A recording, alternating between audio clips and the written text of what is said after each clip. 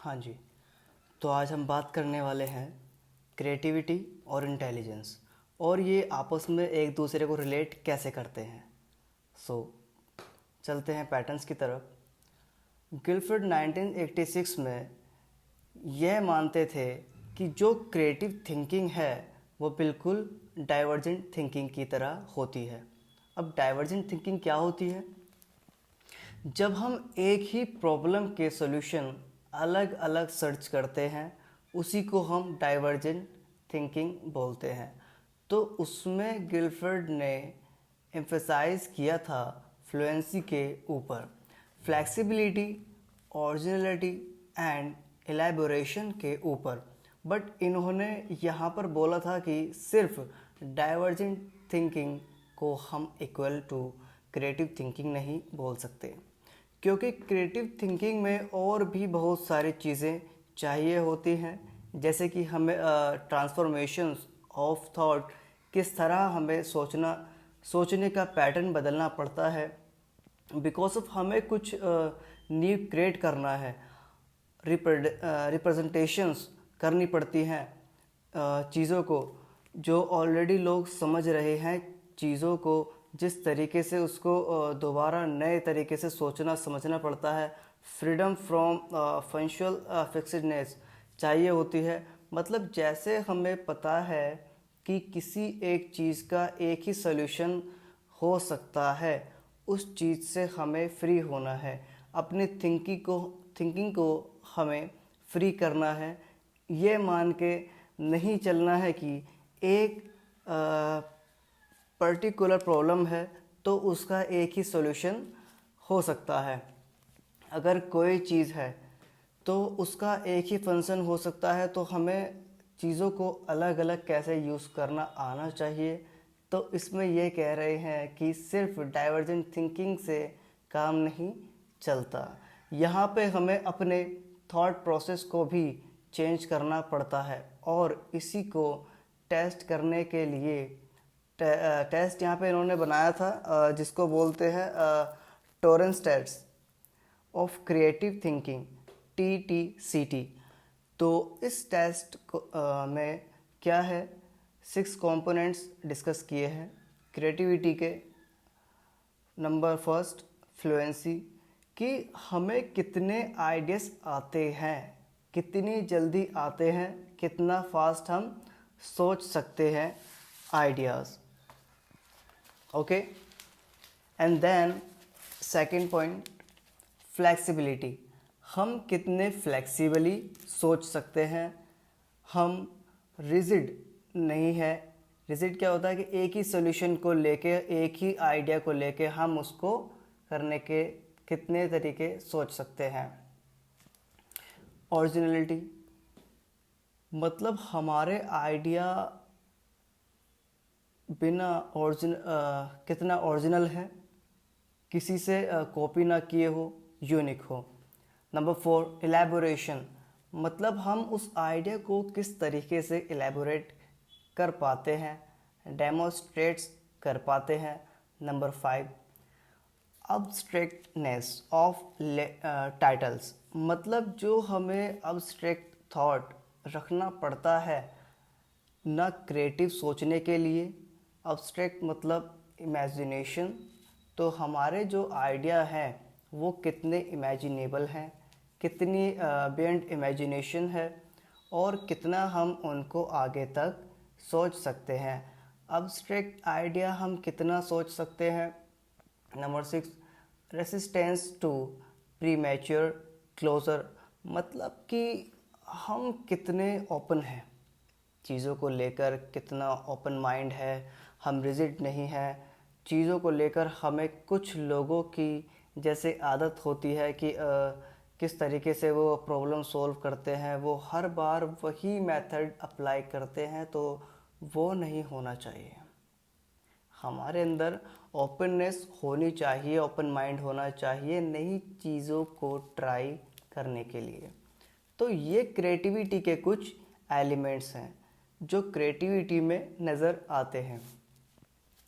Creativity and intelligence, अब ये कैसे रिलेट करते हैं उसके बारे में जानते हैं। दोनों को बहुत ज़्यादा कंपेयर इसलिए किया जाता है कि क्रिएटिविटी भी एक इंटेलिजेंस का ही पार्ट है। ये भी एक मेंटल ऑपरेशन है और इंटेलिजेंस से क्रिएटिविटी इन्फ्लुएंस होती है।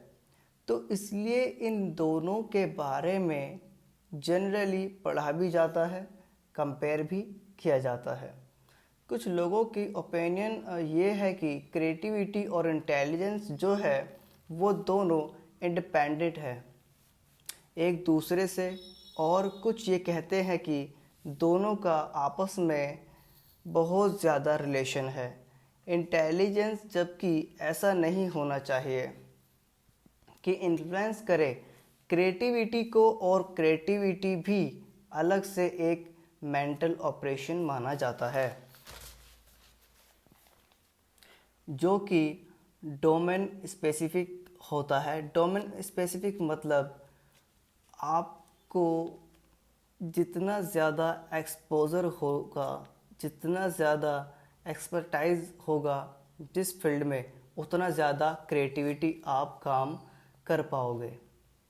इन्होंने यहाँ स्टडी की बात करी हुई है जो टर्मन ने करी थी, जो हाईली गिफ्टेड थे, मतलब जिनका टर्मन ने करी थी 1925 में कुछ लोगों पर अप्रॉक्सीमेटली 1528 जो लोग थे जिन पे स्टडी करी थी, जो हाईली गिफ्टेड थे, मतलब जिनका आईक्यू लेवल अप्रॉक्सीमेटली 151 के अराउंड था। हाईली गिफ्टेड किन्हें बोलते हैं? तो उन लोगों की लाइफ में वो बहुत सक्सेसफुल रहे। ऑक्यूपेशनल सक्सेस मतलब जो भी उनके आगे करियर था उसमें बहुत सक्सेसफुल रहे, पर उनमें से कोई भी क्रिएटिव नहीं था। तो यहाँ पे इन्होंने ये प्रूफ कर दिया कि इंटेलिजेंस हाई होने से क्रिएटिविटी का कोई लेना देना नहीं है।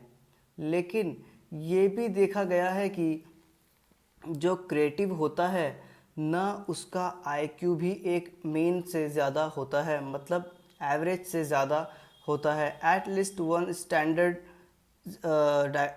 डेविएशन ज़्यादा होता है, तो मीन से थोड़ा ज़्यादा ही होता है। तो गिलफर्ड जैसे कह रहे हैं कि मिनिमम लेवल ऑफ इंटेलिजेंस जो चाहिए वो मीन से ज़्यादा होनी चाहिए। इनके इस हाइपोथेसिस को बोलते हैं ट्रायंगुलैरिटी हाइपोथेसिस। मतलब कि अकॉर्डिंग टू गिलफर्ड के हमें एक मिनिमम लेवल ऑफ इंटेलिजेंस चाहिए जो कि एवरेज से ज़्यादा होनी चाहिए क्रिएटिव होने के लिए। तो जिनको इंटेलिजेंस या आईक्यू लेवल जो है वो एवरेज है या एवरेज से कम है, वो क्रिएटिव नहीं हो सकते। इसी के अल्टरनेटिवली हायेस्ट ने सर्टिफिकेशन हाइपोथेसिस दिया था। मतलब कि ये बोलते हैं कि क्रिएटिविटी और इंटेलिजेंस का कोई भी आपस में रिलेशन नहीं है। तो ये गिलफर्ड का एकदम अलग, मतलब गिलफर्ड से बहुत अलग बात कर रहे हैं, और ये बोल रहे हैं कि क्रिएटिविटी और इंटेलिजेंस आपस में कोई रिलेट नहीं करते। और ये कह रहे हैं कि फॉर्मल एजुकेशन जो है उसके बिना कोई क्रिएटिव नहीं हो सकता। जैसे आर्किटेक्चर में आर्किटेक्ट होते हैं, साइंटिस्ट में होते हैं, जो वो क्रिएटिव इसलिए होते हैं क्योंकि वो फॉर्मली एजुकेशन लेते हैं। फॉर्मल एजुकेशन लेते हैं इसलिए क्रिएटिव होते हैं। तो इससे जो है क्रिएटिविटी पे क्या होता है, तो इससे इंटेलिजेंस का कोई लेना देना नहीं है। ये बोल रहे हैं हायेस्ट अपने सर्टिफिकेशन हाइपोथेसिस से। ओके दोस्तों, शुक्रिया आपने मुझे सुना, और इसी तरह की वीडियो और लाने के लिए आप मुझे टॉपिक बता सकते हैं कि आपको किस टॉपिक पर वीडियो चाहिए, और आशा करता हूँ आप लाइक, शेयर और सब्सक्राइब ज़रूर करेंगे और अपने दोस्तों को भी ये वीडियो शेयर करें ताकि उनको भी नॉलेज मिले और स्टूडेंट्स की हेल्प हो। Thank you so much.